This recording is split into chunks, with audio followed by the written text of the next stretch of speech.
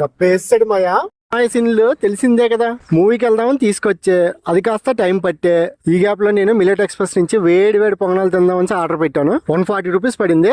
అడ్డే delivery అయ్యింది, కానీ చల్లగా ఉన్నాయి. అది వాళ్ళ తప్పేం కాదులే మాయా, ఎందుకంటే 5 కిలోమీటర్ డిస్టెన్స్ లో ఆర్డర్ పెట్టుంటే వేడి వేడి పొంగనాలు పంపించారు. నేను 100 మీటర్ డిస్టెన్స్ నుంచి ఆర్డర్ పెట్టాను కదా, అందుకోసమనే చల్లటి పొంగనాలు పంపించారు. అయితే వీళ్ళ దగ్గర చాలా రకాల మిల్లెట్ అండ్ హెల్తీ ఐటమ్స్ అయితే ఉన్నాయి మాయా.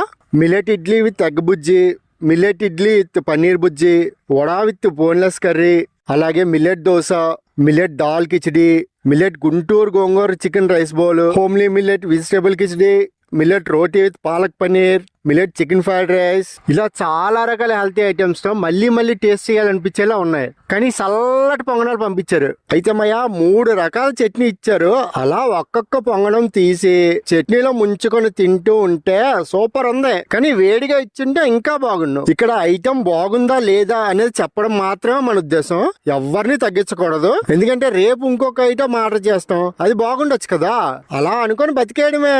నాకు మాత్రం చల్లటి పొంగనాలు ఇచ్చారు. ఓకే మయా, మళ్ళీ కలుద్దాం. నీకు ఇష్టమైన ఫుడ్ ఏమన్నది లైక్ కొట్టి కామెంట్ చేయడం మర్చిపోక.